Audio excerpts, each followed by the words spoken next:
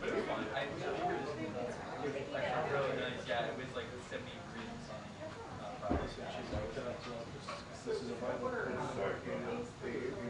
Essentially, I didn't need a blush, bro. only essentially Let's sit to a play.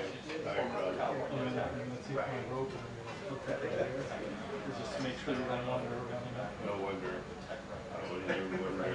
If you cause any more trouble, I'll call you here and wake him up from his coma over there. Where is he? Yeah. Oh, well, I mean, you're poor thing. Yeah, no, I mean, I was like, now back in it, how about you? Oh, jeez. Well, I had COVID and then like a just really bad cold, so I was out for a couple weeks too. I feel like it was like hurt, like a lot of rushing around to figure out like the table for dinner next week. Yes. Saturday, so. Yeah, I'm gonna try. So wonder who. I'm trying to think of other things to say to people. Yeah. Oh, exactly. It's always like a little bit out of It's you again. I don't know. Hopefully it'll be fun. Yeah, no, I'm going with some of the White House recommendations she's wanted to go, and I guess I would like folks anyway. Yeah, right. Well, yeah, I just don't know about golf, so you know what I'm saying? It's just Totally. but yeah, that should be fun. Let's do something so I was in the basement, so it's been a while. Yeah. I just had a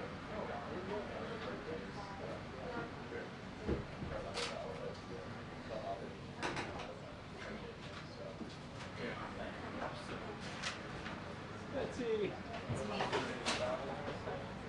So what do I do on? You just point that camera at you and you ask your question.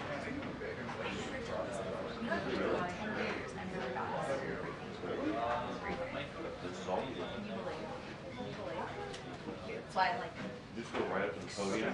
so I just like I start talking, and then at what point do I like get my lunch? Oh, so that's past 45 minutes. 45 minutes. The violence begins. Can I just say thank you when I've decided I've had enough? Yes, just stand up. And stand up and say thank you. Like, Yes, that's exactly how it works.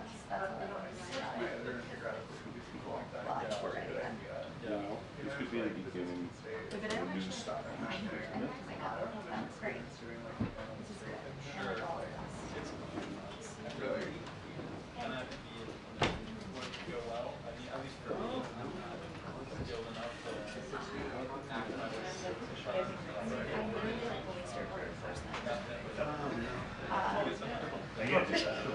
No, there's like 45 people in line in front of me, and they all have a meeting at the exact same time. And so, Did you already talk? interesting. So I found out this morning, and then I'm like, so they added Jake, like, I'm not going to count Jake, right? No, like, you're guys. Okay. Just imagine you like making up meetings and sending Like meeting maker, you have a meeting at 6 o'clock. All of you.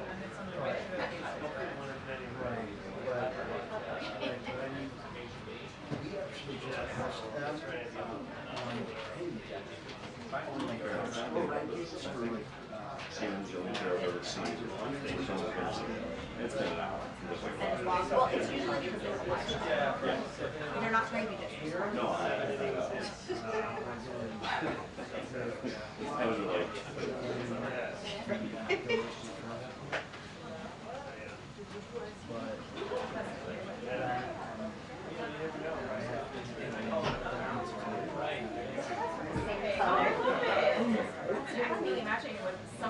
Oh my God.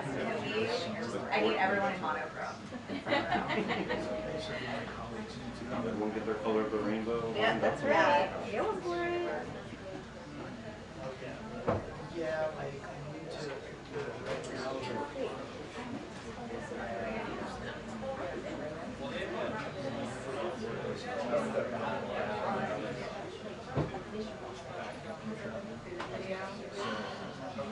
If I did hit video for our social team,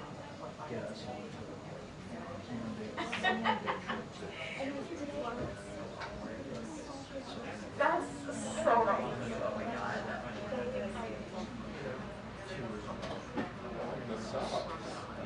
I'm trying to get sloppy. Okay, just like, are there things we could have thought about when we considered this decision? Like, thankfully this is the first one. I was like, I don't know, this was ever. It could have waited. It could have been it. But it was very fun, and I got to eat a burger on NPR's time, so I'm really excited about that. Thank you. That's so nice to see. You're so kind. Thank you. I'm sorry I didn't tell you sooner. Shame on me. I should have. Well, then, all those things.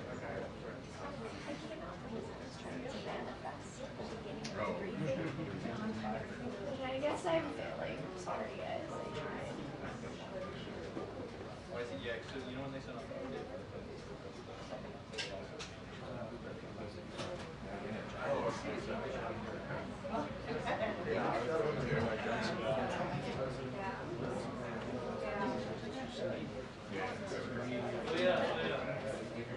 But there's still. I have no idea what Yeah, that they can do that. I know exactly that feeling.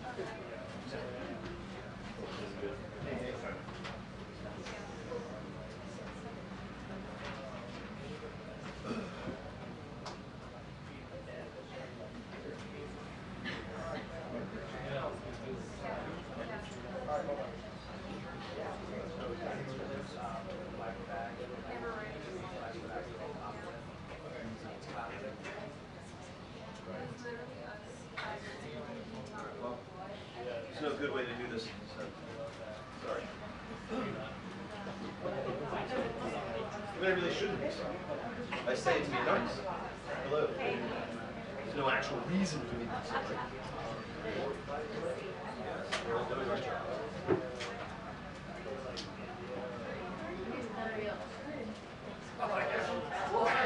Hey, what's up? You don't.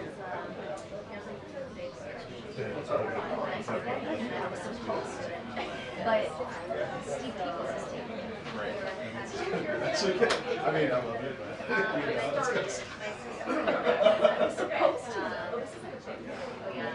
It's a toss-up because I really do enjoy being out with you. Yes, yes, I do too. But I know where you're going. Yeah, I saw that. You needed to feel for a comment. Yeah. I'll be right back and take a break. Yes, that's my name. I was just telling somebody the other day, being like, when I worked together, I was like, the most horrible work possible. Yeah, and you're right. I bet everybody's can't do this for you. At all. No, for sure, for sure. I'm missing it. I know, sorry. I won't miss the, I hope that I accidentally. Then we can be I can move. together. this will be good. So anyway, I just talked to you. Yeah. Very relaxing. How, you got it? How long I'm gonna slide down. That's awesome.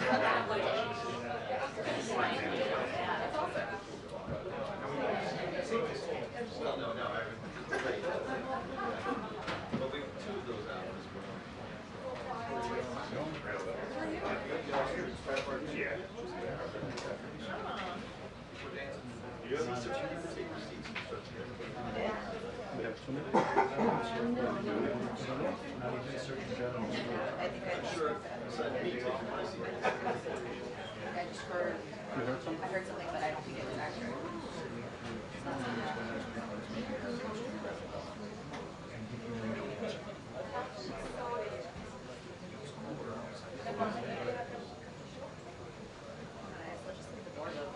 Your dad is Drew? Is he still at GW? He's getting ready to re-rock JNA. Over broadcast. Where are they doing JNA?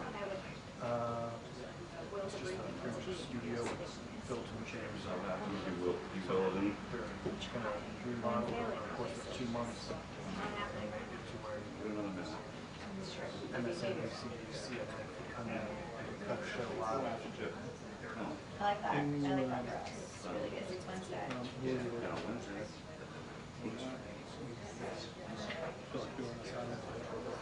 Oh no, it's not.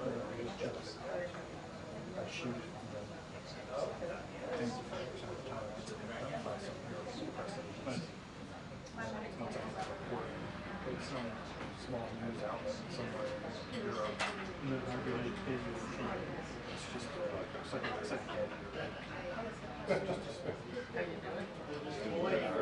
Right? I mean, so we put it in the system. Yeah, somebody picks it up, and then, so what usually happens is I work for a company called and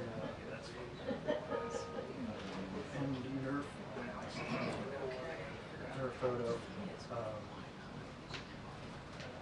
Nerf Photo distributes those places. It's next, so someone picks it up off of it's Nerf Photo AP. It's like Nerf Photo via AP. So AP gives Nerf cut to Nerf.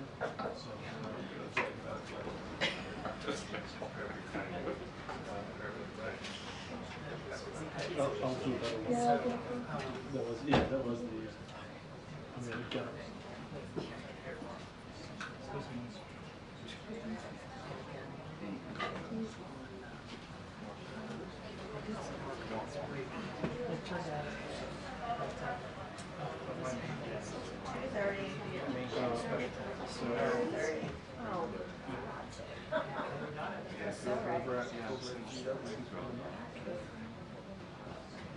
I've seen it. Maybe I'm gonna go get some. For my friends and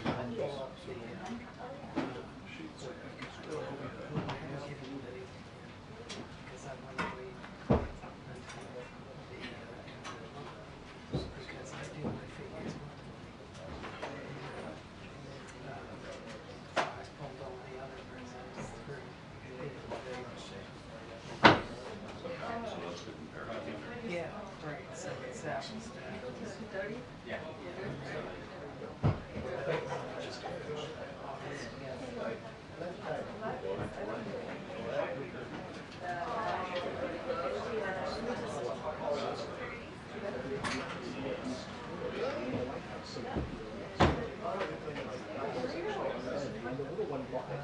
I was gonna say, what?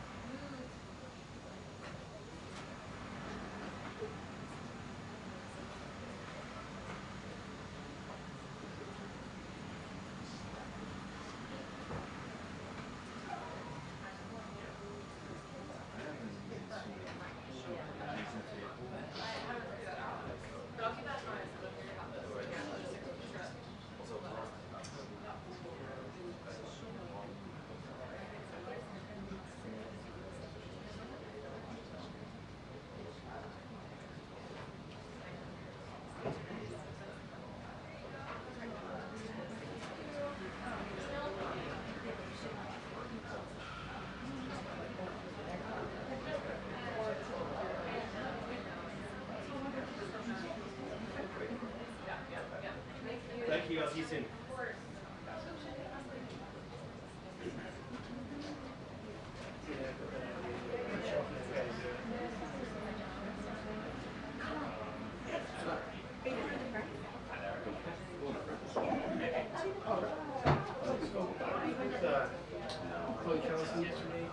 Trying to get on it. And I, I'm learning this I left my phone in motorcade and they found it, and there was a staff that was coming up today, and bring it back. And I just want to make sure, and I don't want to cloud, muddy the water, but I just want to make sure, like, there's not a phone here. Jay McCarty, yes.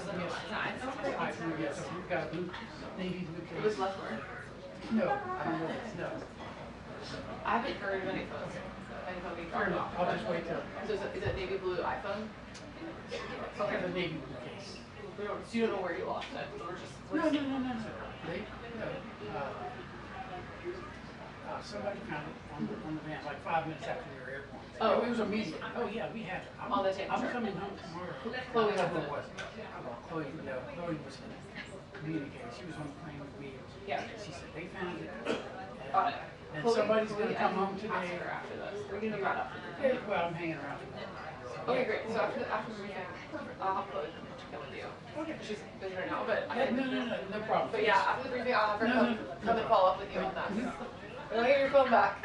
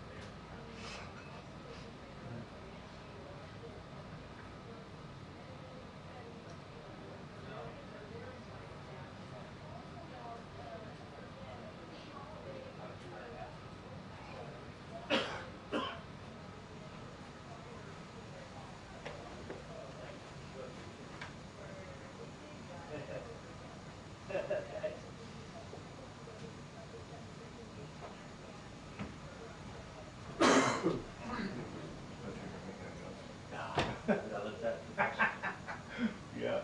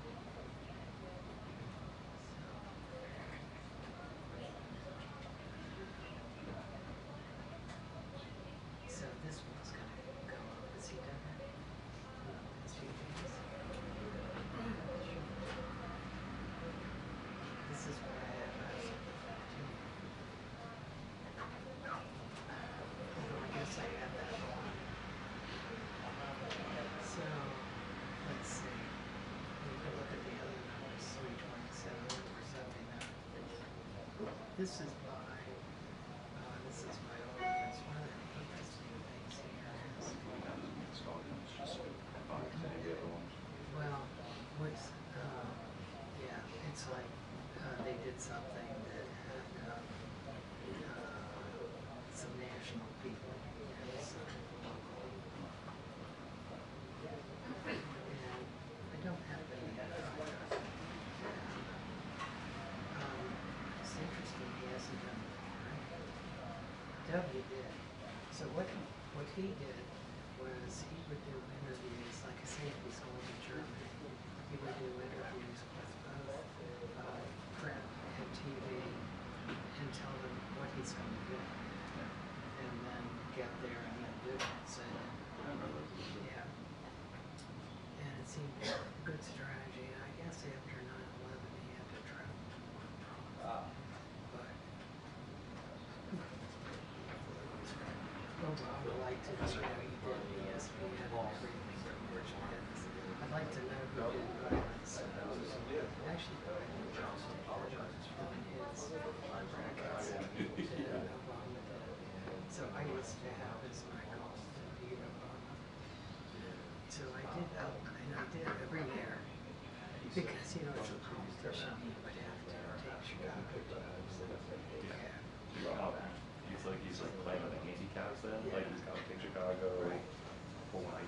Biden couldn't care less. So he can, so. But he Biden too. He's got it all filled with Well, he didn't. Yeah.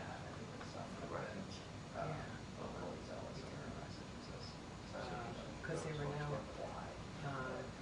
Temple's and then Villanova.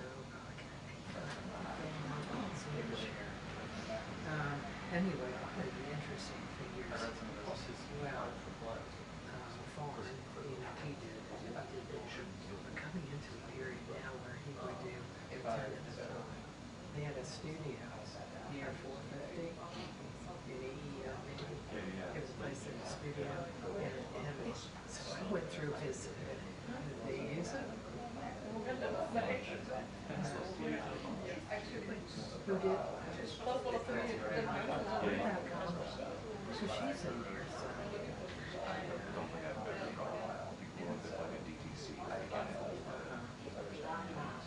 Well, so the way that thing was, I saw it at the end of Scott's Force. I had an interview with him.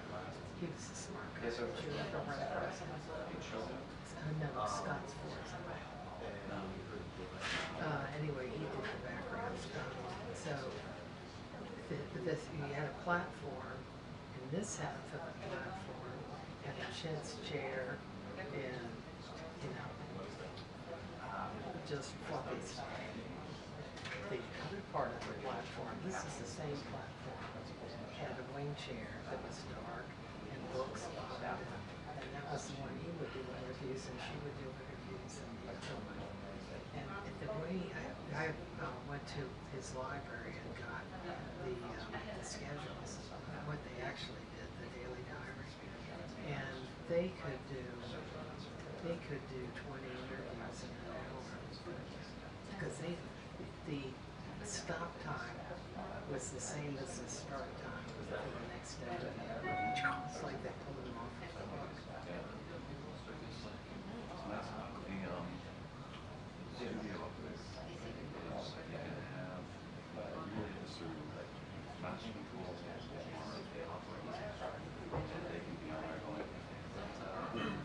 Cut off one, start two, and they've already got one lined up. Yeah.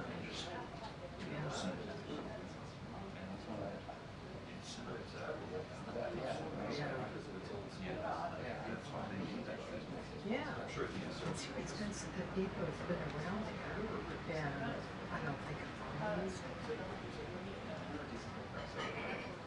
it seems like it's a little gimmick, but he likes to do like radio, so he did that.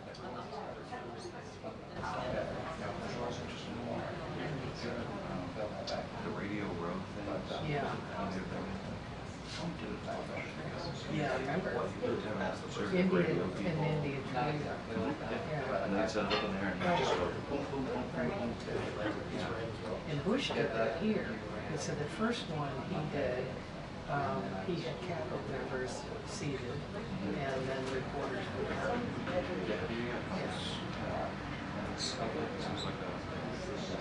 It's another gimmick.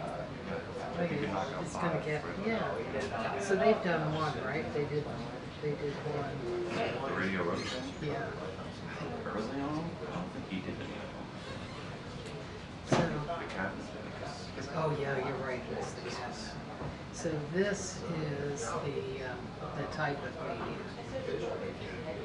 and it's interesting to see the growth in percentage of television.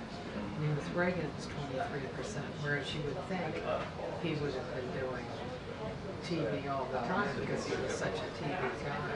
But at the time, if you wanted to get to people, you'd use print. So 70% more. So I'll send you these that come like that. I went back and print interviews because he hasn't done the job screen. Biden hasn't.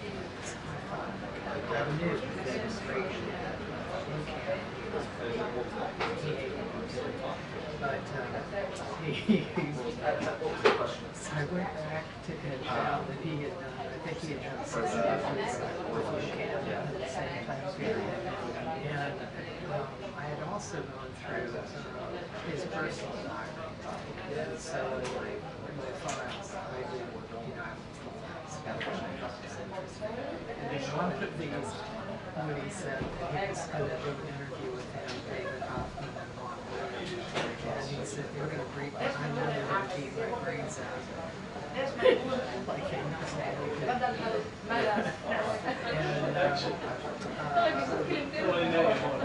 I looked for the next week to see what he said about how it was used, and it turned out the next week so how they had done that as the center to let him know what kinds of questions he was going to catch and prepare him for. Yeah. I mean, they would prepare him because we're 19 days from now, and so they would high stakes. But of course now, I can't go. So, Clinton liked to do round tables, like, yeah, and they're all going, like, you know, newspapers from Utah, and various places, so, yes, yeah, any of the contacts I can follow, I do. So in the Reagan diary, I take telephone calls. And so he talks to William Butler. And he had a lot of calls. One's from the east side, one's National Review to take. But radio, 51.9, you can see the difference between, look at Republicans, 3%, Democrat, 52%. Republicans, 3%.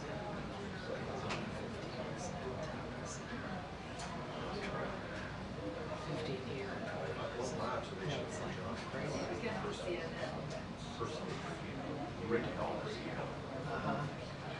He was a radio man, right? That's how he got his start, yeah. Right. So he would knock out 4 or 5 radio experts.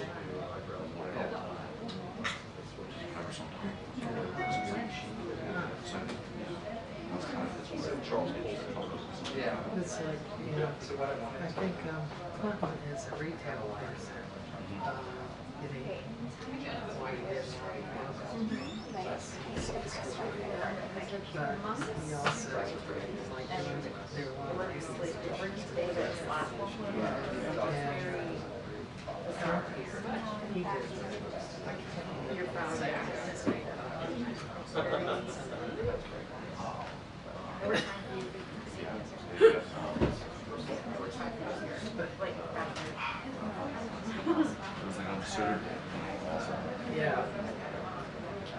an absurd interview. Sure did a lot of things.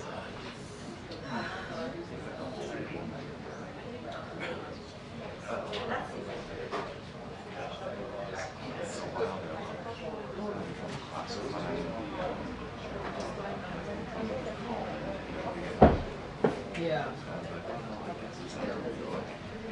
Yeah.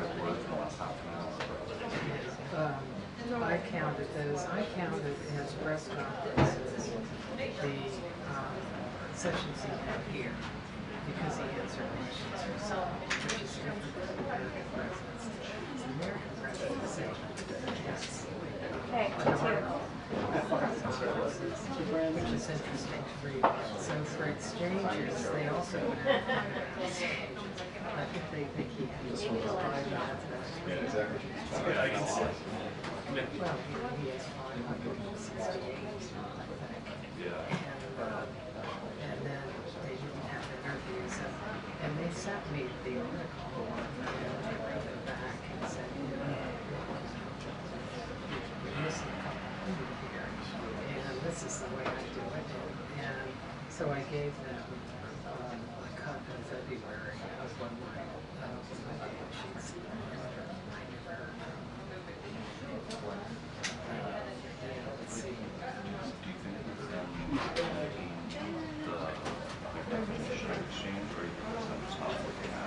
They don't do full reports. You know, they just take the daily comment, and that's it. But they do something called settlement analysis. That whether people use options, somebody just chooses programs. You look at what the issues are and how tough the questions are, you know, in terms of what the person can do. So I once reviewed a case that these presidents so anyway, they didn't respond. I'll send you the bubble one.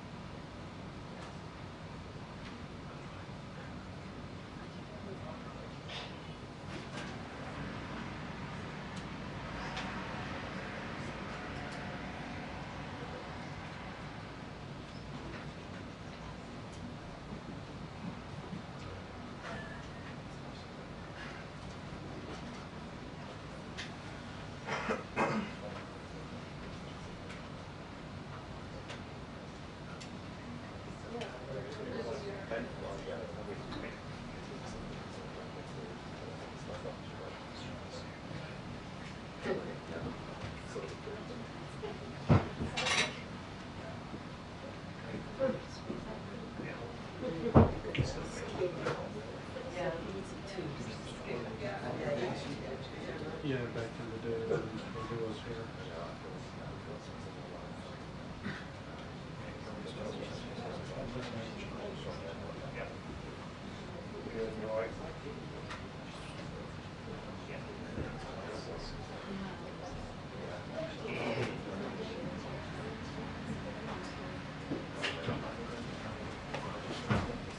There's no need to apologize for taking more time.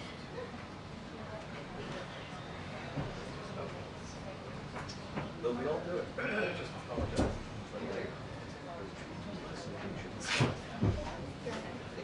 James, we can't all be as ruthless as you are. I wish. my gray hair comes in. Hey, what's that? Oh yeah. Oh yeah,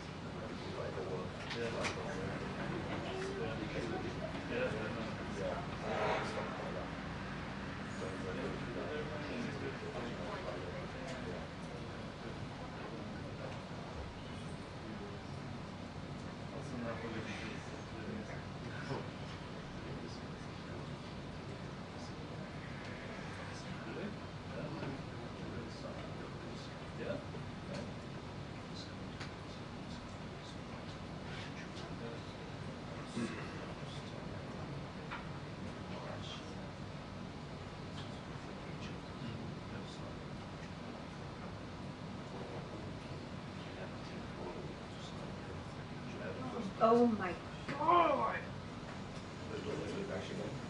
Yes. 2:45.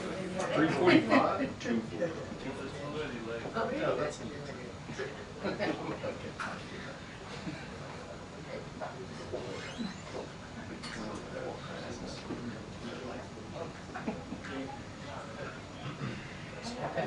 Hey, you know that? You missed it. It was that good, huh? Yeah. Yeah. It's delayed again before you said. It's 2:45 now for you. At 1:30, turn 2, turn 2:30, turn 3, turn 2:30, 3. That's never happened before. Whenever they want to. Should have brought that faster. Did you get a note for this one? Yeah, I was 2:45. so nice. How'd it go? You had fun? I did not. This is not me. Everybody needed a fun place. Jordan, maybe it extends to weekends. Oh, good. I'm sorry. Good. It's so bad. What's that? Yeah.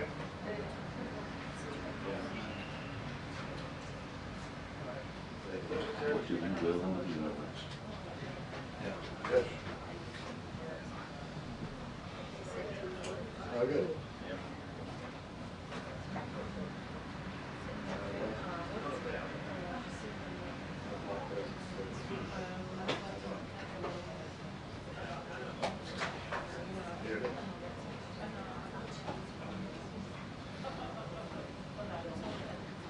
Good.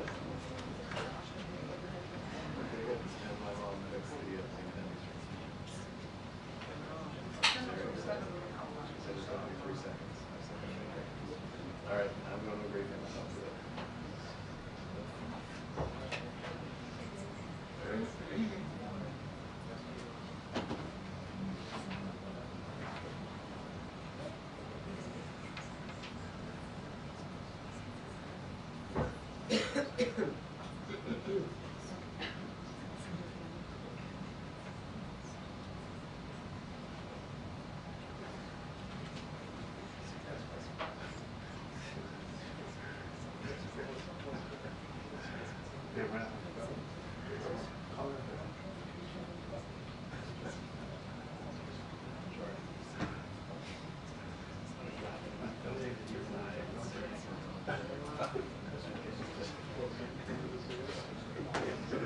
Because I had another question.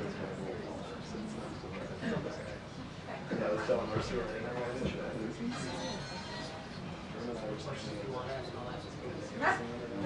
The next star interview was television, right? Because he had a lot of the 200 levels.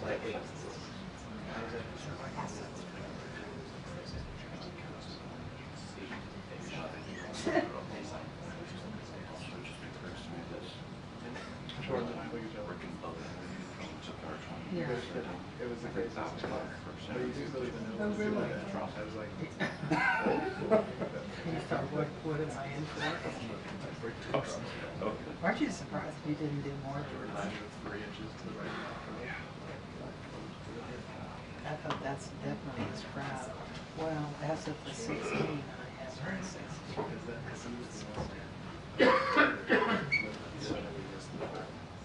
There's a bug on you. And I remember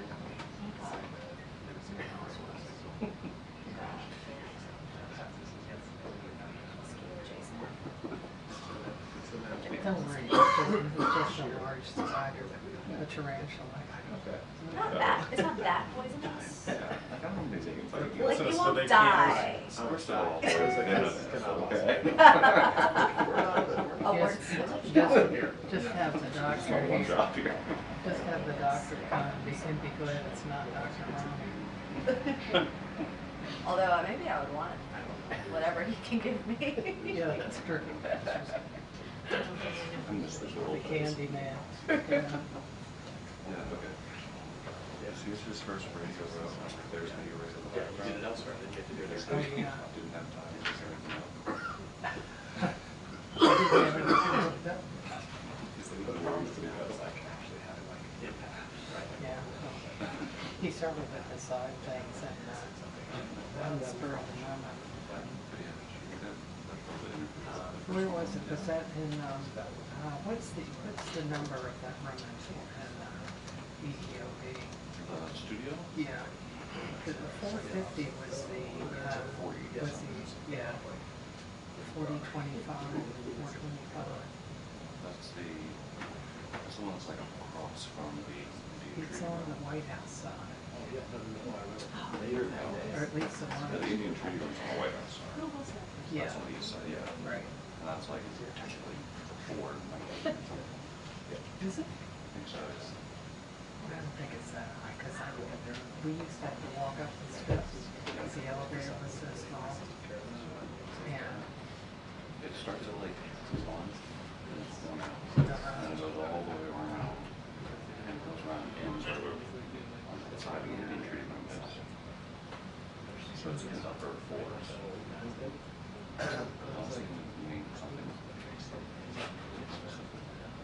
Look at CHW's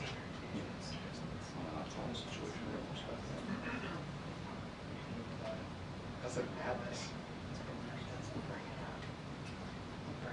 Bring it up and see.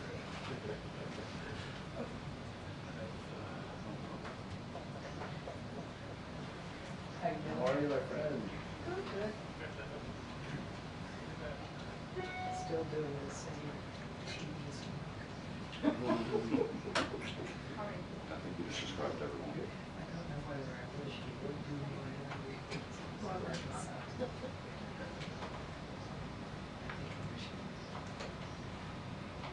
Check our transcribers in G for.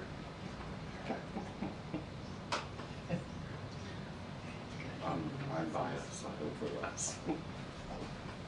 Yeah, you're the only one in the room. Okay, stop talking.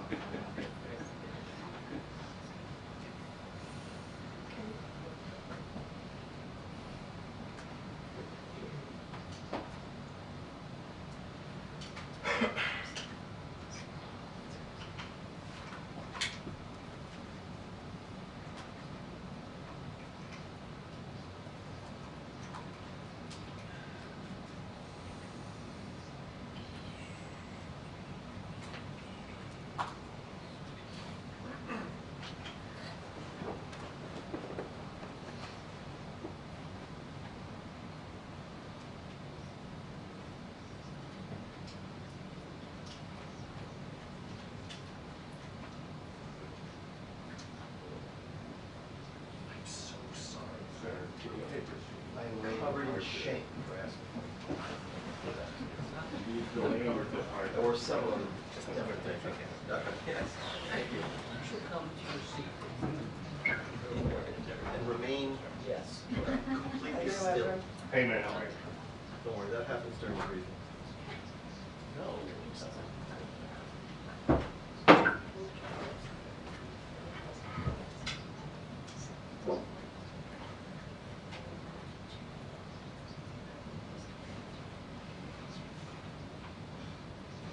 That's not good.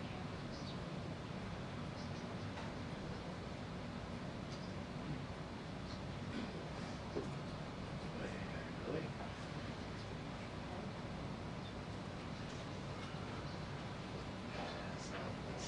As they say, it's fully worked out my kosher.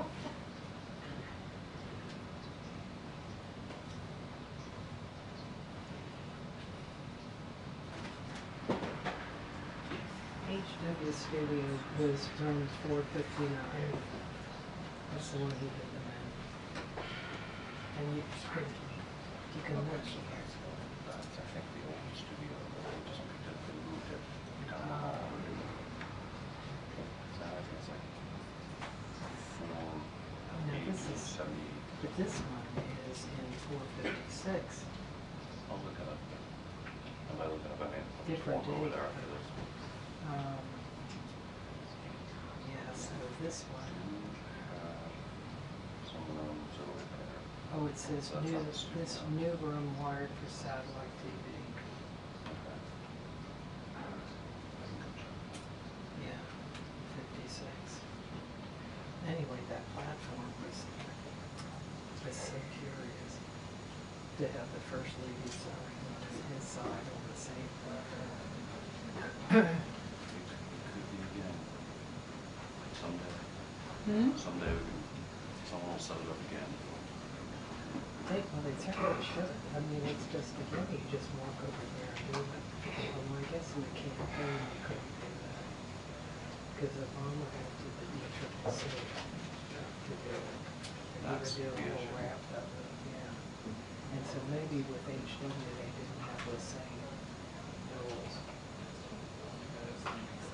Because that would be 1992. He was doing this.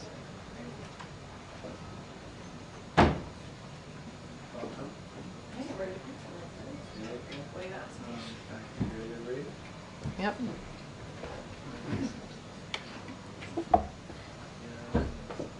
Does Jane need that? Maybe. The press briefing will begin in 2 minutes. The press briefing will begin in 2 minutes. Thank you. Welcome to Tours.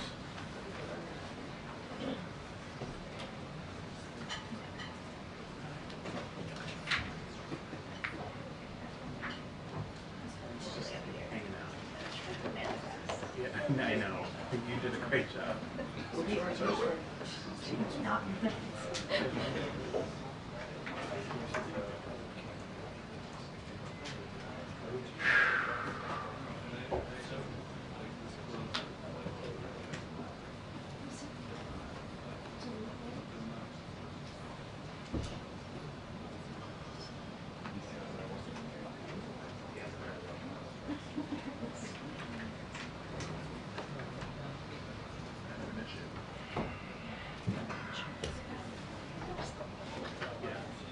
That's the answer.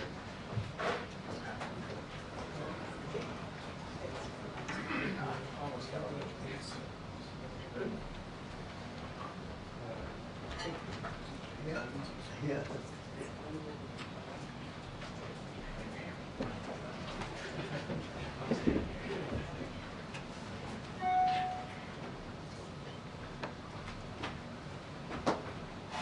What's happening?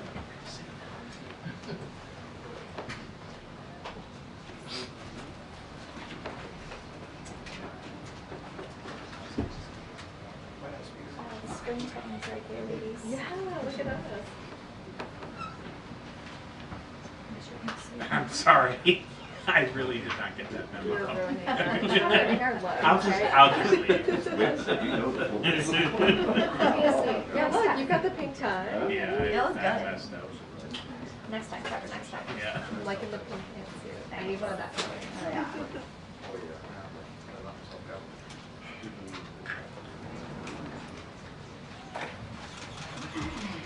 Hi, good afternoon, everyone. So I'm just going to be super quick. I'm going to turn things over to National Security Advisor Jake Sullivan, who's here to talk about the National Security Supplemental that the President, as you all know, signed this morning, and our support for Ukraine, our continued support for Ukraine. Jake? Well, thank you. So Karine was very short. I'll be a little bit longer because I have a few things to lay out, but wanted to start by saying that I'm sorry that we're late for the podium today, but it's for a good reason, which is I've just come from being with the President where he got the chance to meet with Abigail Edan, the 4-year-old American who was held hostage by Hamas in Gaza and was released last November as part of the first hostage deal that the President was able to help broker and negotiate. But it was also a reminder in getting to see her that there are still Americans and others being held hostage by Hamas, and we're working day in, day out to ensure all of them also are able to get safely home to their loved ones. The main reason I'm come to the podium today, though, is to follow up on the President's remarks from earlier today and the very important consequential vote that was taken in the Senate last night and the bill that was signed by the President this morning.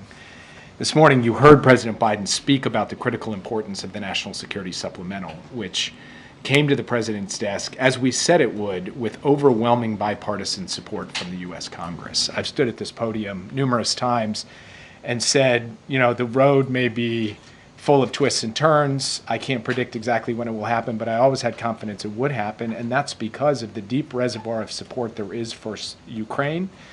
And that's true of Democrats, it's true of Republicans, it's true of independents, and that's what's shown through in the votes, both in the House and the 79 vote I vote outcome we saw in the Senate last night.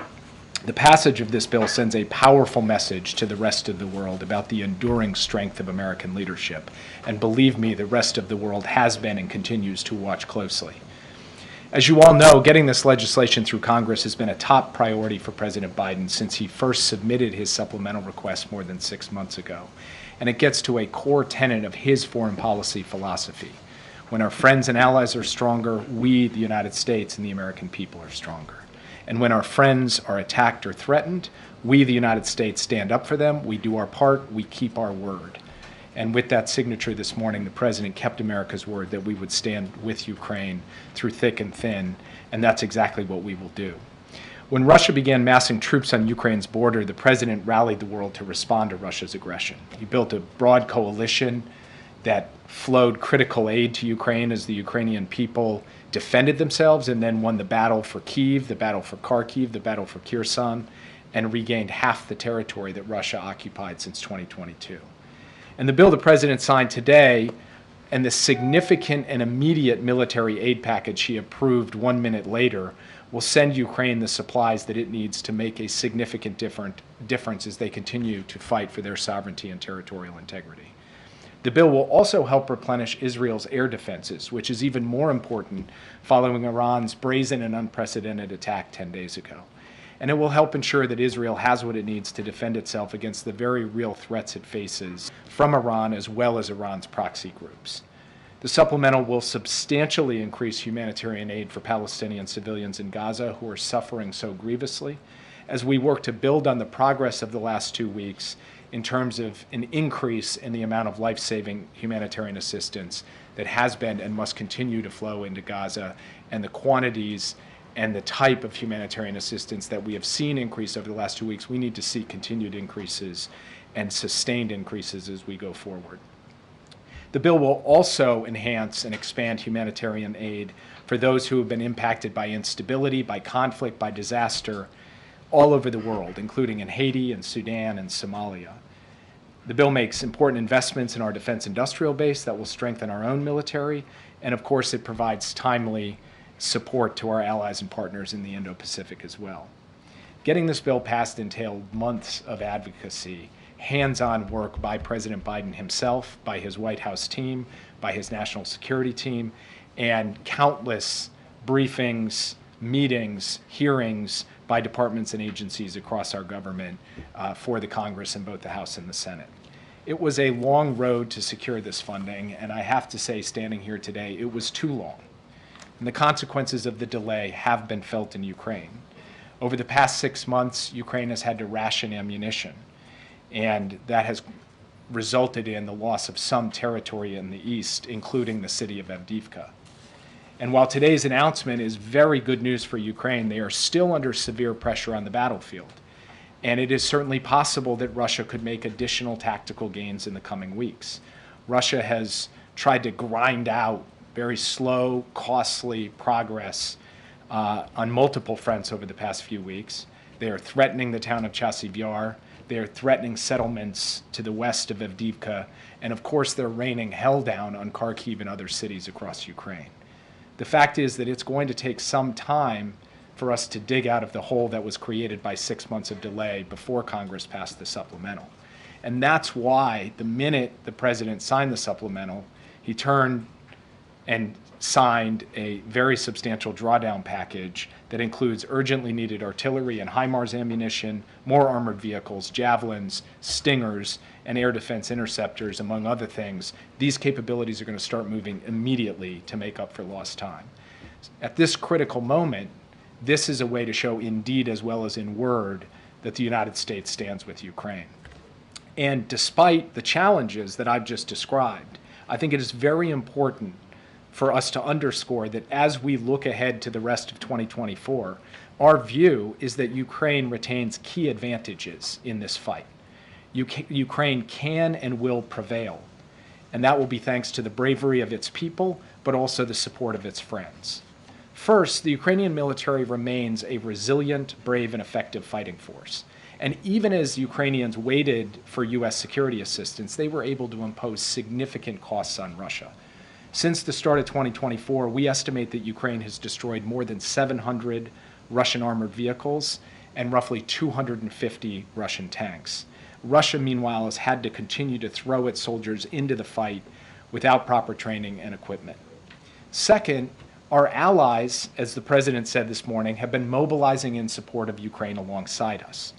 Just yesterday, the UK announced a significant new package of military aid for Ukraine, alongside major investments that they are making in their defense industrial base, putting their defense budget on a path to reach 2.5% of their GDP by the end of the decade. And the United States welcomes these moves from a stalwart ally. Germany recently announced the donation of another Patriot system to Ukraine. The Czech government, whose prime minister was just here recently, has raised enough money to purchase 500,000 artillery shells for Ukraine, with hundreds of thousands more beyond that to follow. And Estonia recently announced its own ambitious effort to secure even more artillery and other forms of ammunition for Ukraine. And then third, the United States is building up our capacity to support Ukraine. For example, we're investing in our own domestic production of 155 millimeter artillery rounds. Since the start of this conflict, we've more than doubled our monthly production of 155. By the end of this year, we will have doubled it again. And as a result, we're going to be able to provide from our own production steady and significant supplies of artillery to Ukraine. We are also providing Ukraine with new capabilities. I'm able to confirm, as you've heard from others, that in February, the president directed his team to provide Ukraine with a significant number of ATACMS missiles for use inside Ukraine's sovereign territory. That shipment started moving in March as part of the PDA that the president authorized on March 12th, and those missiles have arrived in Ukraine. This followed Russia's procurement and use of North Korea's ballistic missiles against Ukraine, as well as Russia's renewed and escalating attacks against civilian infrastructure in Ukraine. Until recently, as we've said on many occasions, we were unable to provide these ATACMS because of readiness concerns. But behind the scenes, the administration across the board has worked relentlessly to address those concerns. We now have a significant number of ATACMS coming off the production line and entering U.S. stocks. And as a result, we can move forward with providing ATACMS while also sustaining the readiness of the U.S. armed forces. The path ahead will not be easy. Russia is going to continue to press its attacks against Ukrainian defenses. But for the reasons that I have laid out, over time we assess that Ukraine's position in this conflict will improve, and we believe that Ukraine can and will win. As I've said from this podium before, no one in this room and no one anywhere else should underestimate the Ukrainian people. and no one should underestimate President Biden's resolve and the American people's resolve and a bipartisan majority in both in the House and the Senate's resolve to stand with Ukraine.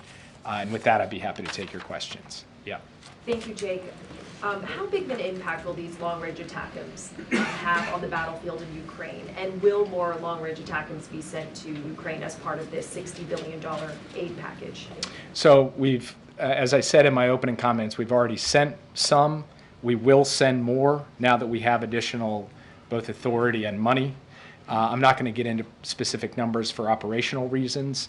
I believe they will make a difference, but as I've said before at this podium, and as you've heard from Secretary Austin, the chairman, and other senior military officials, there is no silver bullet in this conflict. One capability is not going to be the ultimate solution. It is an amalgam of capabilities that come together and combine with the bravery and skill of Ukraine's fighters that's going to make the difference in this conflict. So we think it's good that we're able to provide them, but I don't expect to stand before you and say one capability has been the silver bullet in this conflict. Are you worried that it could provoke Russia because they had said that sending these long-range missiles could be crossing a red line?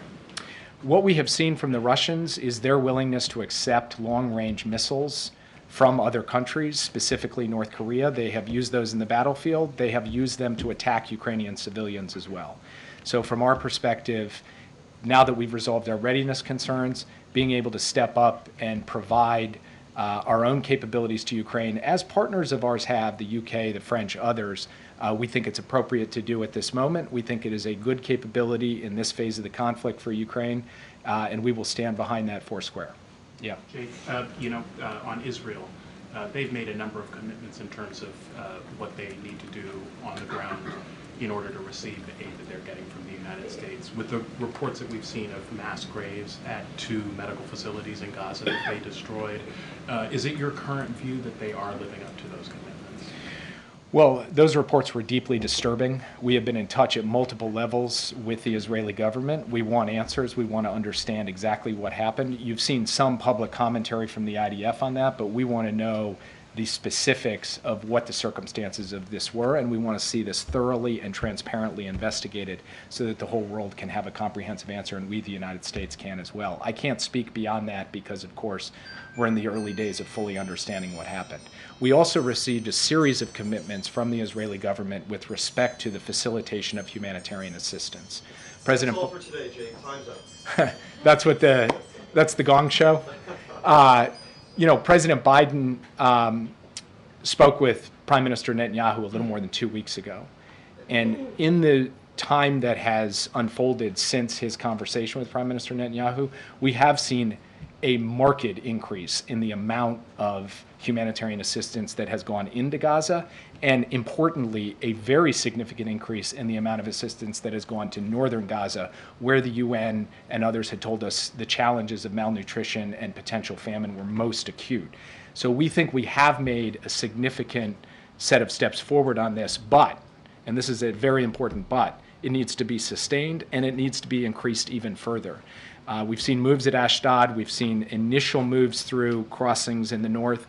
Again, those are good steps, but we need to see that expanded, institutionalized, and ensure that on a steady basis, the level and intensity and scope of humanitarian assistance meets the need, and we're going to stay focused until we ensure that that is the case. Yeah. Thanks, Jake. What kind of mechanism does the U.S. have in place to ensure that these long-range ATACMS will only be used within Ukrainian territory and will not be fired into Russian territory? Well, we now have an extended period of time where we have tested these commitments from the Ukrainian government, which they have made with respect to other systems as well, including HIMARS, where they have said we will only use these on Ukrainian sovereign territory. We won't use them beyond the borders of Ukraine. They have followed through on that commitment time and time again with respect to the systems that we have provided them, so we have confidence they will follow through on this commitment as well. And then on this new hostage video that was just released by Hamas of Kurds over in Poland, what's your understanding of why Hamas is releasing this video now? Is it because the U.S. was insisting on some proof of life, or is this a provocation of some sort? We have insisted on proof of life. We have insisted on the release of all of these hostages from the beginning. And so there's been no change in our position with respect to proof of life. So I can't speak to what has caused them to choose to release the video at this time. All I can say is this is an innocent young man being held hostage by a terrorist organization, and he should be released immediately without condition and without delay. I have not had the personal opportunity to speak with his parents since this video was released. I'm intending to do that. I don't want to speak further on this because of the sensitivity of the issue, other than to say I was just sitting with the President of the United States going through all of the Americans being held hostage and what we can do about them, what their status is. It's something he's personally very focused on, even as he celebrates Abigail's release. So this is something we will continue to make a paramount priority for President Biden and for the United States. I know you don't want to detail it much further, but just for clarity, can you assess, is there any assessment of how recent this video was made, if this was made just days after? He does have sort of a date stamp and how long he says he's been held. What is the U.S.'s understanding on that? And separately, can you pull back the curtain on the visit with Abigail Adam and her family? You were there. How is she, her spirits, her family? What was the moment like? What were the interactions like? If you could invite us into that room. The moment that we got the video that showed Hirsch, we gave it to the FBI Hostage Fusion Recovery Cell. Those are the experts who have the technical capacity to actually look at that video and discern, or at least assess with as much specificity as possible, the answers to your questions. They are in the process of doing that. I'm not going to get ahead of that assessment to make any judgments about time, recency, etc. I will let them make those judgments, and then when we have something we can share publicly in light of all the sensitivities, we'll share it with you. President Biden will speak to this himself because this was his meeting, his opportunity to see Abigail, to see her family, to see her siblings. Abigail and her two siblings had their parents killed on October 7th. So they're still living with the tragedy and the trauma of that. Abigail, of course, is living with the trauma of being held captive for many weeks. But this was a moment of joy as well because she was able to be returned safely to her family. And I think for the president, the most important thing was it was a reminder of the work still to do and how important it is for him personally and for the government to do all that we can to secure a ceasefire and hostage deal so that everybody can come home. Yeah. Thanks, Jake. This bill also authorized the president to seize Russian dollar assets. Is that something he's prepared to do unilaterally, or will he have to consult with allies before making any kind of decision? Well, the G7 has said collectively that Russia's assets are going to remain immobilized until they are put to use for recovery in Ukraine. The precise way in which that happens, the mechanism, is still a matter of consultation with their European partners. Look, the ideal is that we all move together, that Europe and the United States, especially since the bulk of the assets are held in Europe, come up with a common way forward for how we ensure that these sovereign assets actually go to work rebuilding and reconstructing Ukraine. And I will not go further than that today because we are in the middle of intense consultations with our European partners. I can tell you this is going to be an important subject of conversation at the G7 summit in June, but I will leave it at that for today. Can you provide us with an update on the latest on the Rafah invasion? What's the latest that the Israelis have told the administration, and on timing? Do you expect them to hold off as these talks continue? I will say that you hear a lot of different public comments from different Israeli officials, different media reports, some on the record, some off the record, some on background, circling dates, stating what's going to happen definitively, changing what's going to happen definitively. So I will be entirely out of the business of commenting, predicting, or representing what exactly Israel will do when it comes to Rafah. What I can tell you is the U.S. position has been clear on this. I've stated it from this podium. The president has spoken to it. And we've had very detailed discussions with the Israelis as recently as last week by secure video to talk through not just our concerns, but our view that there is a different way to go about dealing with the Hamas threat in Rafah and succeeding in ensuring the long-term defense and security of Israel. We are still in those conversations, and we will still continue to press our perspective And I will leave it at that for today because that conversation is midstream and has not been concluded. Yeah. Thanks, Jake. This bill gives ByteDance 270 days to sell TikTok due to those national security concerns, which could lead to a national ban. In the meantime, is it safe for President Biden's campaign and any other political entity to be on TikTok? So I'm going to let campaigns decide for themselves what they're going to do. The terms of the bill are straightforward. TikTok continues to operate as it is right now until such time as either there is divestment or the time that you referred to elapses. And so what we're focused on right now in implementing the bill is working through that divestment in a way that is consistent with the intent of the law and consistent with the national security concerns that brought the law into force in the first place. Yeah. The war will stretch far beyond the $61 billion in aid, so can the Ukrainians have any confidence that the fight over money in Congress won't repeat itself next year? And you know, has Putin planned for these skirmishes in the U.S. Congress as he continues the invasion of Ukraine? Well, look, I've said this before, and maybe it's even an understatement to say it again, that democracy is messy. There's a lot of toing and froing, a lot of twists and turns. But I think really what this weekend showed is that at the end of the day, despite substantial effort by a lot of parties, including the Russians, to figure out a way to not have this bill pass, it has passed. And I think the message that that sends is that at the end of the day, when push comes to shove, the United States is going to be there with the resources necessary for Ukraine. I believe that today. I believe that 1 year ago, and I believe that will be true 1 year from now. Yeah, thanks, Jake. You referred to the hole that was dug because of the 6-month delay in Congress. How deep is that hole? How much did Ukraine lose on the battlefield as a result of inaction? And secondly, how long does the U.S. expect this $61 billion to last before it is completely withdrawn? So you can measure the impact in different ways. With respect to actual territory, we're talking about tactical losses in the east, not some fundamental structural shift in the underlying dynamic of the conflict.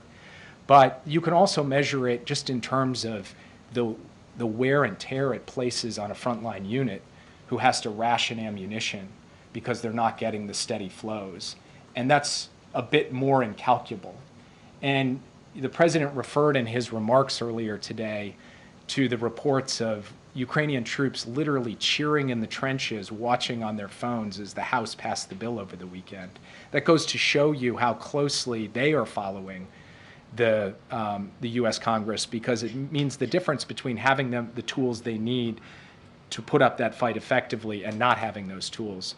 So our view is that that has caused, obviously, some significant wear and tear on the forces, as well as some tactical losses on the battlefield, and has also created the existing pressure that we see even today with Russian units pushing forward in places they were not previously pushing forward.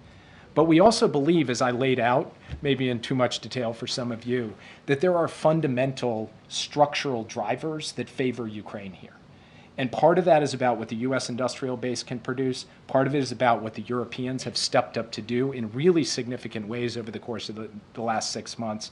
And we are urging them to keep that going, even as the U.S. has delivered $60 billion. Part of that is about the Ukrainian capacity itself. And then, of course, we are adding new capabilities like the ATACMS. So you put all that together, and I think the calculus of the Russians or the critics of Ukraine who say time is on Russia's side, they've got it wrong. We believe that the structural dynamics of this conflict favor the country defending its own territory. We believe that occupation and invasion saps the will and vitality of a nation over time. And as long as Ukraine gets the tools that it needs to defend itself, it can do so effectively and it can win. And we have now taken a major step forward in giving it the tools that it needs to defend itself, and we insist that we will continue to do so. And then that second question in terms of how long it'll last. I mean, how until it's completely drawn down? Should it last the rest of this year? I mean, how long are we talking? I do anticipate that with the amount of resources we have right now, we can continue to supply Ukraine with what it needs through 2024. Yeah. Thanks, Jake.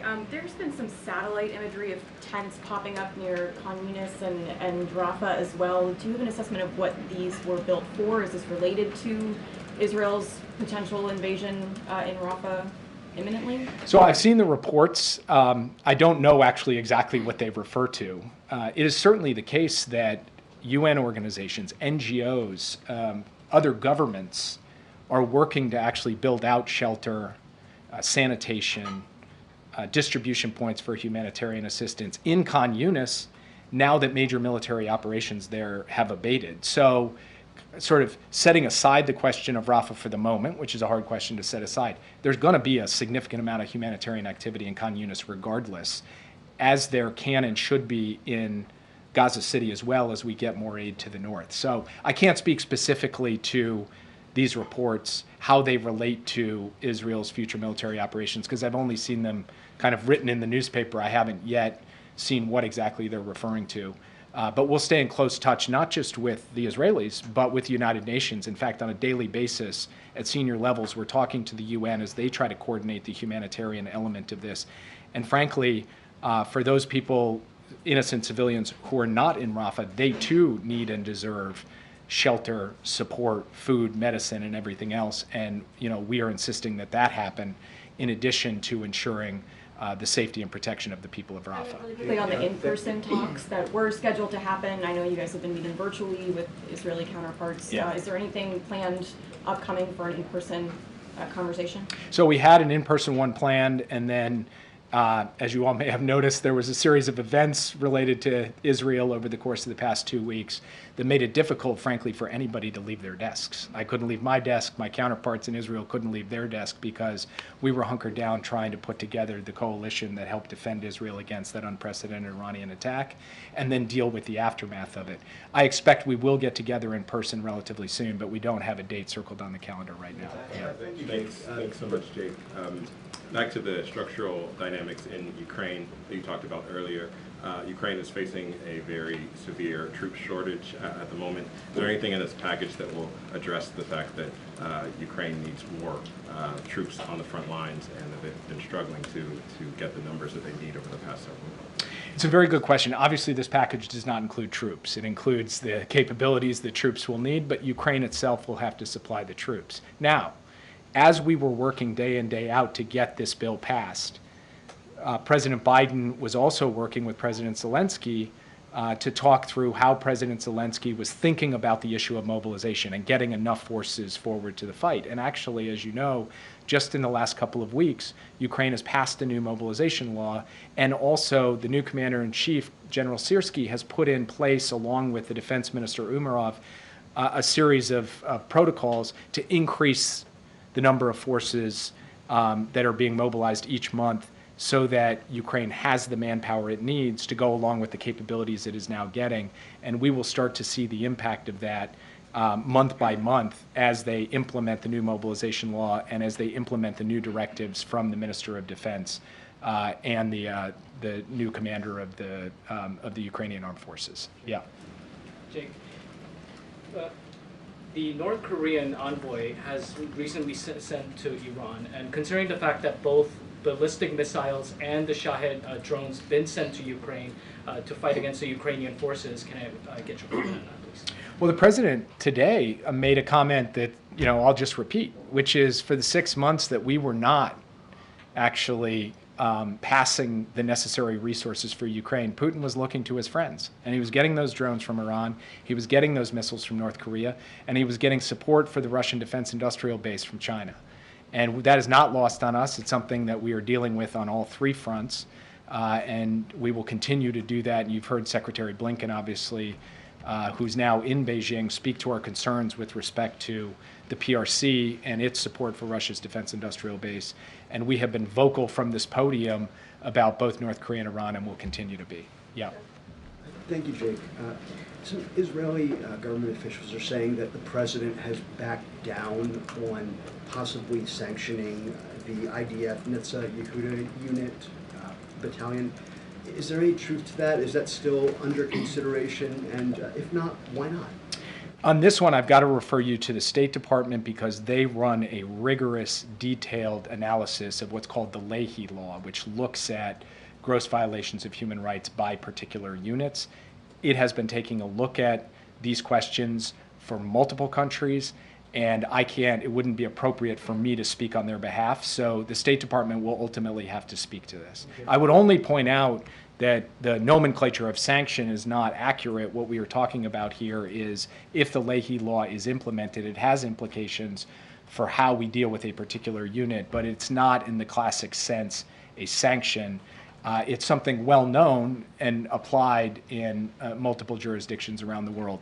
But this really is something that we take care to separate from politics, to separate from decisions taken at the White House. It is a State Department analysis with a State Department outcome, and they can speak to what is going to happen at the time that they're ready to speak to it. Having said that, a number of State Department officials, including some recently departed former officials, have told my colleagues that their understanding of the situation is that the president's views on Israel have been a roadblock to applying the Leahy Law, as you have just described. Can you tell us right here whether the president would intervene in that State Department process that you alluded to prevent Leahy Law restrictions being placed on Israel? I think I did just tell you the White House will not intervene in that. That is a process run out of the State Department, and you should go there. And my strong guess is that the State Department officials you're referring to have never sat in a meeting with President Biden on Israel and are merely speculating based on whatever their own perspective is. But I've said it to you plain and simple. The State Department will make these judgments. They'll make them according to the analysis and the timeline they deem appropriate, and the questions about how that all plays out are best directed to their podium. Yeah. Just on Ukraine. Now that the United States is sending long-range missile systems to Ukraine, do you expect that Germany would follow? Would you welcome such a step from them? I would refer you to Berlin on that. Yeah. Talking about a very detailed discussion with the Israeli government about a possible invasion in Rafah. Does this administration still consider Prime Minister Netanyahu as a viable partner? As a what? Viable partner. I'm not sure I understand what you mean by that. As a partner that you can trust. He's the Prime Minister of Israel. We deal with whoever is sitting in the chair as the Prime Minister of Israel, because ultimately the decisions that are taken under his leadership of his cabinet. And so we will continue to engage with the Prime Minister. The President will continue to engage with his team in an effort for them to fully understand our perspective and where we think the right steps forward are, and to listen to them as well. And ultimately, the President will make his own decisions about U.S. policy consistent with U.S. interests and values. Yeah. Thank you very much. That on the Iran, North Korea, and Russia, it was reported that the North Korea's economic delegations will be dispatched to Iran to discuss nuclear and missile cooperation with Iran. As you know, that Iran used North Korea made missiles in an airstrike against Israel. What impact do you predict that military cooperation between Iran, North Korea, and Russia will have on the Middle East situation and the Korean Peninsula? Well, episodically over the course of many years and many administrations, we've seen various linkages in and defense cooperation between North Korea and Iran. That's come and gone, ebbed and flowed. What is new, what is different over the course of the last 2 years has really been the cooperation between Iran and Russia with this massive provision of drones, and North Korea and Russia with a massive provision of many different capabilities, including artillery, but also including ballistic missiles that go quite a long range, pack a punch, and are being used to terrorize cities across Ukraine. And we believe that this is a matter of grave concern to the security of Europe, way beyond the borders of Ukraine. And to your question, we're also concerned about what may happen in the other direction. What is Russia going to provide to North Korea or Iran that will destabilize the Indo-Pacific or destabilize the Middle East? That's something that we're watching very closely. Yeah. Tomorrow is the funeral service for the 7 World Central Kitchen aid workers who were killed. Why is the president not going? Well, the president will have a letter from him read at the service, and you will see the second gentleman there. The president, of course, has had a long-standing plan to go up to Micron, the facility up in Syracuse. He will continue with that. But he has spoken directly with Chef Jose Andres about this tragic event. And of course, in the immediate aftermath of it, he picked up the phone, he called Bibi Netanyahu, and what we have seen since then, as I was speaking about before with respect to the provision and facilitation of humanitarian assistance, has been a significant difference. But the administration will be well represented at that event. Yeah. Thank you. Two questions. One on Iran. Part of the bill that was signed by the president today had a collection of sanctions on Iran, on the Islamic Republic, namely human rights, drones, their dealings with China, the oil export. What is the administration trying to achieve with this set of sanctions that has not already achieved in the past 3 years? And my second question is about this National Security Memorandum 20, which is an independent task which they called the suspension of the U.S. arms transfer to Israel, because they are accusing Israel Defense Forces of a systematic pattern of war crimes. What does the administration say about this? So on National Security Memorandum 20, which the President signed some weeks ago, we have a report that will be sent up to the Congress in early May. That report will analyze the elements of National Security Memorandum 20, and obviously then we will present the findings of that to all of you as well. And I'm not going to get ahead of that report. I think we should let them work through rigorously the analysis, which will be done on an interagency basis by the U.S. government. And your first question was about Iran sanctions. Look, I think the moment we're in right now that's quite different from where we were just a few weeks ago is you've actually had the G7 come out together and say that we need to impose additional economic measures, additional sanctions, additional pressure on Iran for this brazen and unprecedented attack against Israel with more than 300 missiles and drones fired at Israeli territory. The EU has moved. The UK has moved, the United States has moved, and we will continue to move, and extra authorities from Congress can help add to the types of forms of pressure that we can place and the type of isolation we can generate with respect to Iran, which is acting in ways that are fundamentally irresponsible and destabilizing to peace and stability in the Middle East. I'll take one more question. Yeah. I wanted to follow up on, I know you had to not go to Riyadh, to Saudi Arabia. I hope you're feeling better, by the way. Thank you. But has that been rescheduled first? And secondly, can you give us an update on sort of what movement there has been on these normalization talks between Saudi Arabia and Israel? I do expect to get to Saudi Arabia in the next few weeks. We haven't literally scheduled it because things have been a bit in flux, but we will get it back on the calendar in the near term. I'll let you know when I plan to get out there. Thank you for your concern. I do feel quite a bit better. But as any of you who've cracked a rib know, it takes a long time. So call me at 80% right now. Meanwhile, I'm physically deteriorating in all other ways, but that's a matter for another time. And then in terms of where we are in normalization talks, I really want to have the opportunity to sit with the senior Saudi leadership, get their perspective in person, be happy to report back to you after that. It's something that we want to continue to work on, although every week or so I read a new story about how there's a renewed initiative, a different initiative, this is steady, consistent diplomacy aiming at an endpoint that we've been quite clear about, but there haven't been any kind of dramatic developments over the course of the past few weeks. It's something we continue to work at. We'll talk with the Saudis. We'll see where we are. And obviously, we have to talk with the Israelis as well, because they would be a part of the larger outcome here if we could generate it. And with that, I'll turn it over to Karine. Thanks, everybody. Thank you. All right. Thanks, everybody. Thanks, Jake. I do have something at the top for all of you, and then we can get into Q&A. Over the last 2 days, our administration took several new steps to protect workers and consumers. The FTC banned non-compete agreements, which currently keep 30 million workers, nearly 1 in 5, from changing jobs. This rule will increase wages by at least $400 billion over the next 10 years. The Labor Department raised the salary threshold for overtime, extending overtime protections to millions of workers.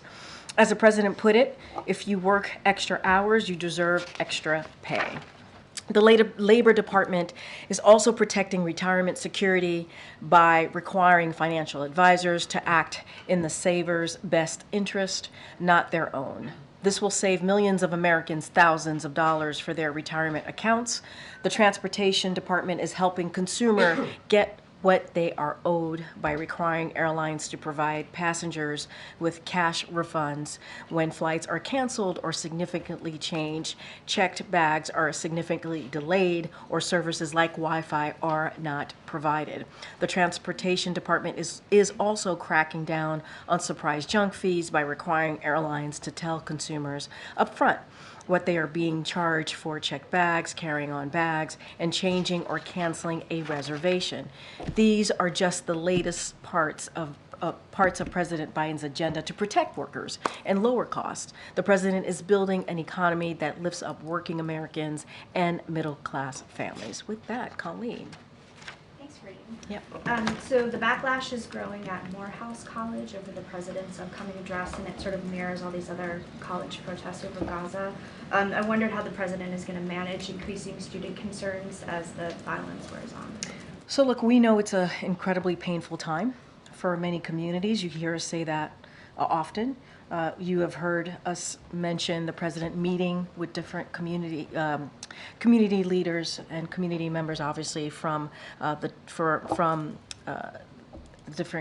different communities, obviously the different groups, to be more precise, so whether it's Arab Americans, Muslim Americans, Palestinian Americans, to have those difficult conversations, to have those honest conversations. And you've heard the White House, you heard us talk about the White House staff officials having regular ongoing meetings with these different groups.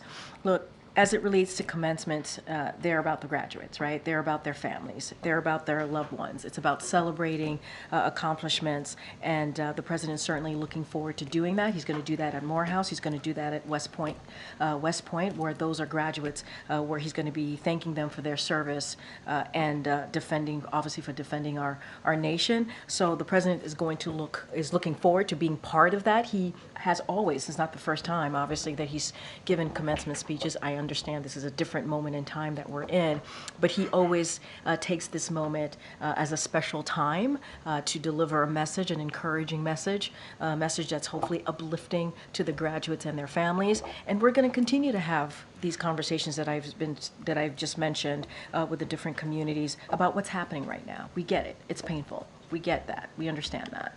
Is there concern that he would be, disinvited from Morehouse or anything? Is he planning to go? So look, I'm certainly not going to speculate or go into hypotheticals. The president is certainly looking forward to these commencements, these two upcoming commencements, Morehouse and the United States Military Academy next month. And he has done these many times before, understanding the important but important moment and how special that moment is for the graduates and their families. And he is going to do his best to meet that moment as it relates to what's going on, the pain that communities are feeling. We're going to continue to have those conversations and be sensitive to that, understanding what people are going through. On the Supreme Court, the court appears pretty skeptical that federal law trumps state law in Idaho over the abortion ban there. I just wondered, that EMTALA was a major part of the administration's efforts to sort of protect women or give additional health care to women. So if that is on the chopping block, what else can the administration do? So I'm going to be careful because it's ongoing. So parts of this, especially because it's an ongoing litigation, have to refer you to the Department of Justice. More broadly, the administration is going to continue certainly to defend women's ability to access emergency care that they need, that they should have under federal law. And so that is a commitment that this administration is going to continue to ensure. And so look, we're going to stay focused on that. We're going to let the litigation process continue, so I'm just not going to get beyond that. But more broadly, we believe that women should not be denied the access of health care that they need. We've been very clear in the Biden-Harris administration about how important it is that women get that emergency care. We're talking about lives. We're talking about women's lives here, and being able to make those all-important decisions on their health care. We've been consistent about that. We're going to continue that fight. And so we remain focused on ensuring that we prevail in the courts. And that's our commitment to women. Thanks, Karine. The House Speaker is heading to Colombia today. He's calling on the President of Colombia to resign. Does the President share that view, and what does he think of the way that the administration at Colombia has been handling this? So I'm going to be really mindful. Columbia is a private institution. We've been very consistent here about not commenting on personnel matters. That's something for Columbia University, obviously the board to speak to, and the president, right, to make that decision. So I'm not going to comment on that. That is obviously the speaker's privilege to speak for himself and what he sees. Look, I would say more broadly, and I said this moments ago, this is a deeply painful moment for many communities, and we understand that. The president believes that free speech, debate, and non-discrimination on college campuses are important. They're important American values, and that, and so he'll always be very clear. We will always be very clear about that here. But protests must be peaceful. Students must be safe. When we see violent rhetoric, we have to call that out. When we see physical intimidation or grotesque anti-Semitic remarks, we have to speak that out. And you saw that from the president's statement when this president's statement on Passover. He talked about that. He talked about action, taking action, and making sure that we're calling that out.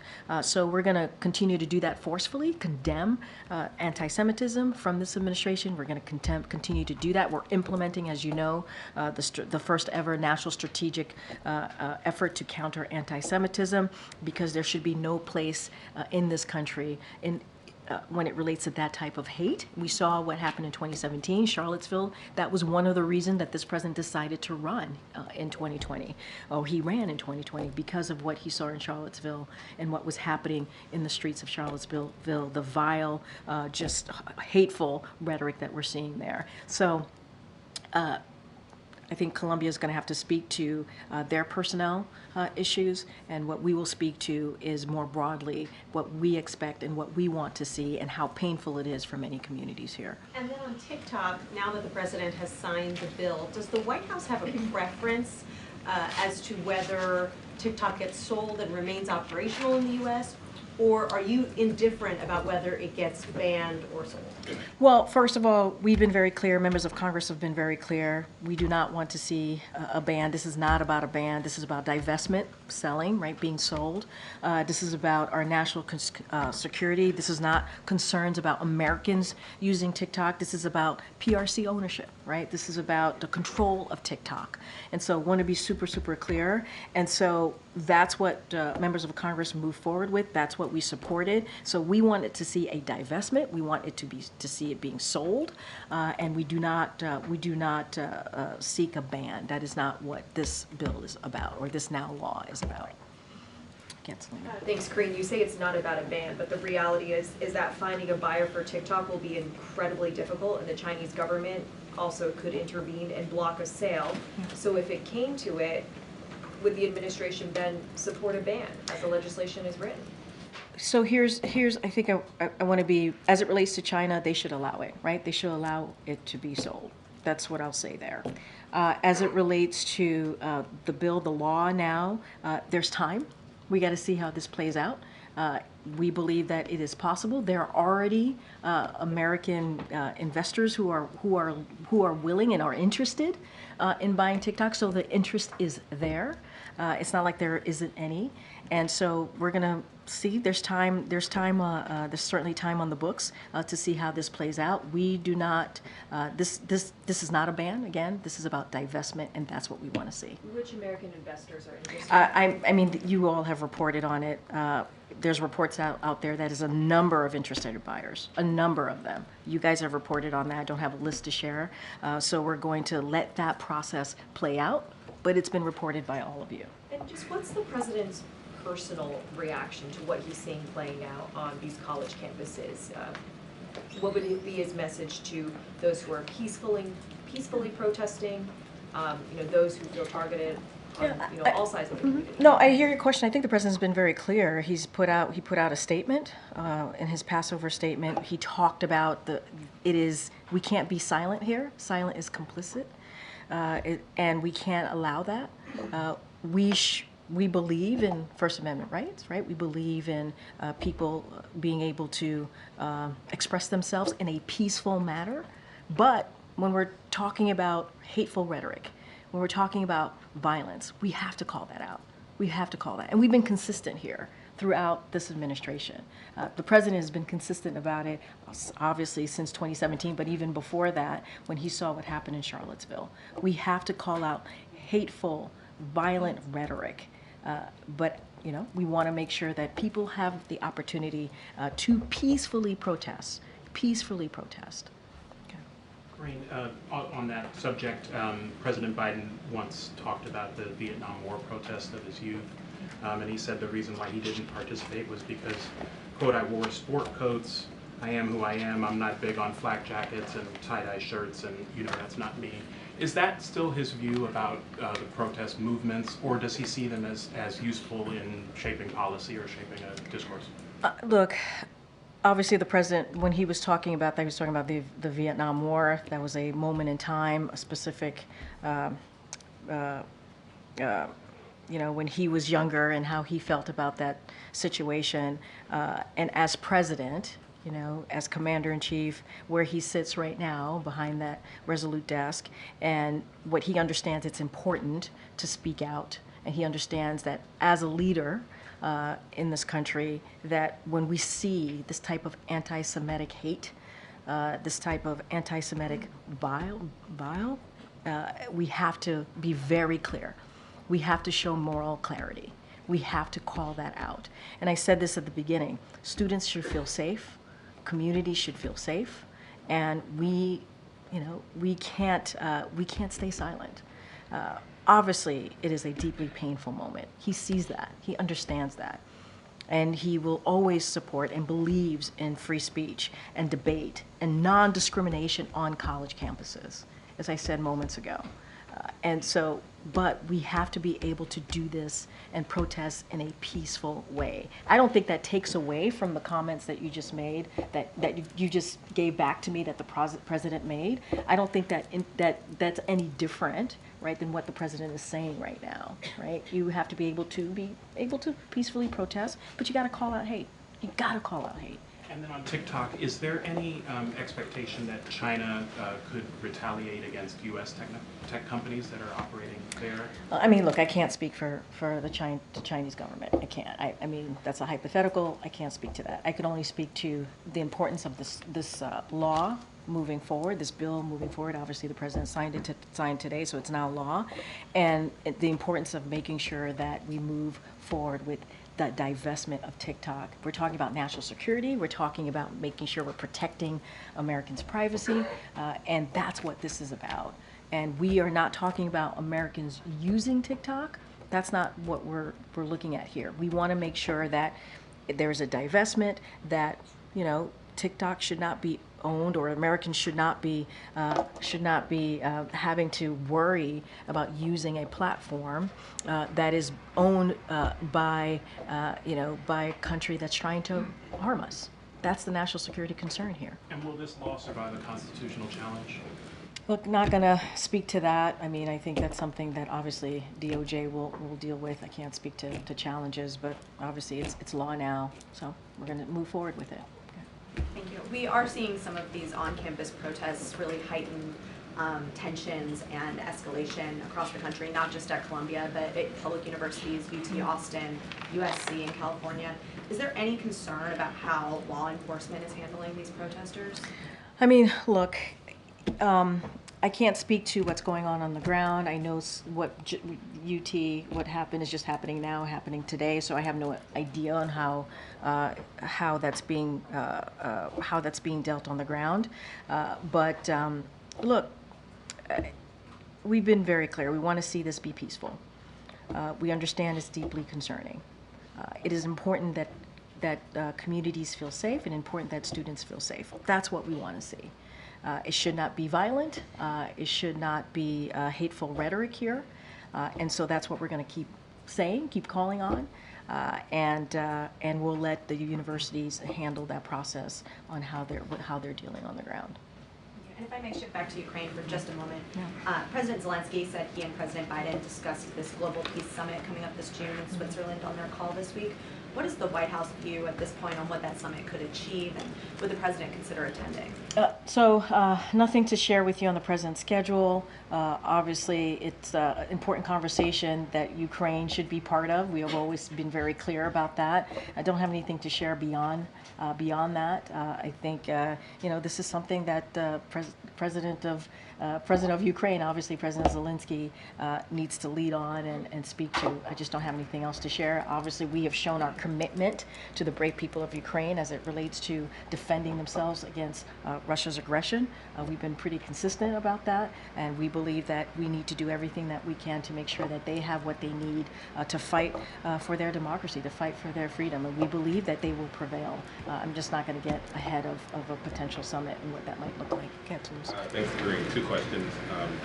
First, the president expressed some regret about the border security bill not being a part of the supplemental, but he also said that he will address that another time, another place. Do you have any update on whether the president... And I also think like Mitch McConnell made a statement about it as well, so I would certainly point you to what he said about the border security bill, and I think that's important, right? Because this is a bipartisan effort, and we need both sides. Look, the president has been very clear. We need that bipartisan border security bill, or the negotiation that came together on that, and we have to move forward with it. It came out of the Senate. It got bipartisan support. We heard from the former president who said, don't move forward. He told Republicans to reject it. They did, and that's unfortunate. That's unfortunate because it would have been the toughest, it would have been the fairest if the president had an opportunity to sign that into law, law that we had seen in some time. And it would have addressed a lot of the concerns that Republicans have that we're seeing, the challenges that we're seeing at the border. So, I mean, he had an opportunity. You all listened to the president, right? So he had an opportunity this morning. So he was going to take that opportunity to say how we need to continue to move forward with the border security negotiation, or the plan that came out of the negotiation. So he wants to see that. It's a concern that majority of Americans have, and so we want to see that move forward. And I think Mitch McConnell spoke for himself on that. Should we interpret him saying he's going to come back to it as a sign that he's going to do some executive action in the coming weeks? Well, look, we've always been very clear. No executive action is actually going to do what that border security plan would have done, right? We believe that was in order to move forward, to deal with the challenges at the border, in order to actually deal with what we've been seeing with immigration, a broken immigration system that we have seen for decades. That's the way to move forward. Obviously, we're always going to look at our options, but we believe there's still an opportunity here. There's still an opportunity here, and I think Leader McConnell was pretty clear about that too today. Go ahead. I have to. Really quick one on taxes. The president earlier today said the 2017 tax bill that was passed under President Trump, if he is reelected, if President Biden is reelected, that it would be dead and gone forever. Yeah. That bill obviously included tax cuts for the wealthy, but it also included tax cuts across the board to the tax rates at various levels of income. Yeah. Is the president saying that he would get rid of the entire tax bill and not allow those tax cuts to? I think what the president was trying to say, he was trying to make very clear that was the 2017 tax bill was something that was for billionaires and corporations, and that's not what he's for, right? He wants to make sure that the working class gets their fair share. He wants to make sure that the billionaires and corporations pay, right, what they owe. And so he's talking about an economy, what type of economy that he wants to build. You hear us say it all the time. He says it all the time, an economy that's built from the bottom up, middle out, that doesn't leave out working people, that doesn't leave out the middle class, that builds into the middle class. And I think that's what he was trying to speak to more broadly, and how billionaires and corporations have to pay their fair share. He's always been very clear about that. And 2017 tax bill does not do that. It does the opposite of that. And that's what we've seen from Republicans continuing, like when they put out their budget recently, that's what they're doing. They want to give them a break. And what the president wants to do is give the middle class a break. He wants to give working people a break. And you've seen that from his legislation that's been passed in trying to make sure that we do not leave communities behind. Communities that have been left behind for decades now. Okay, Peter, I have to go into the Oval Office. Two quick ones. One that developed in the last hour, which is on the third attempt in the last 3 weeks. Arizona State House lawmakers just passed a bill that would repeal the near total ban on abortion in Arizona. The White House's view on that, and now, of course, moves to the state Senate. Okay, so look, you've heard us talk about the 1864 law and how it just sets us back. 1864. We're in 2024, and there's a law that that they wanted to move forward with that obviously would hurt women. Would hurt our reproductive rights and hurt our, obviously, women to make a decision about their health care. And so if this is, I have not seen that report, but if this is the case, that it has been repealed in one of the chambers, that's a good thing, right? We're moving forward in the right direction. We're moving forward to where we are today in 2024, where we should be protecting our freedom, protecting a woman's right to make a very personal decision about her body. And then last one quickly, I know you got to go, but the president didn't mention the words TikTok, or maybe that's one word, TikTok, with no space between the two, in his comments earlier today. So if you had if you had an elevator pitch, there was 170 million Americans who use TikTok right now. What is the simple statement to those Americans right now who are saying the President of the United States just proposed or signed legislation that could ban a platform that I rely on in some cases for my livelihood? I think I would just say what I've been repeating here from this podium for the past few minutes here, which is this is not a ban. This is about divestment. This is about our national security. We are not saying that we do not want Americans to use TikTok. That is not what we're saying. We want to make sure that Americans are protected. And that is what this is about. And so we believe this law will get us there. We believe that we will be able to divest, that TikTok would be able to divest. We believe that there is interest in folks who want to buy TikTok, and we want to get there. We want to get there. This is, the president wants to protect Americans, and he wants to protect American privacy. He wants to protect Americans from a country in this instance that wants to potentially do us harm, and that's what he believes is important. We're not saying we do not want TikTok to exist. We're not saying that we do not want Americans to use TikTok. We want to make sure that it's done in a way that we protect our national security and that we protect Americans. All right, everybody. I got to go to the Oval. Thanks, everybody. Have a good week. I guess I'll see you in New York. If there are any pictures of the president with the Don, if you would share those before the news pass tonight, would be great.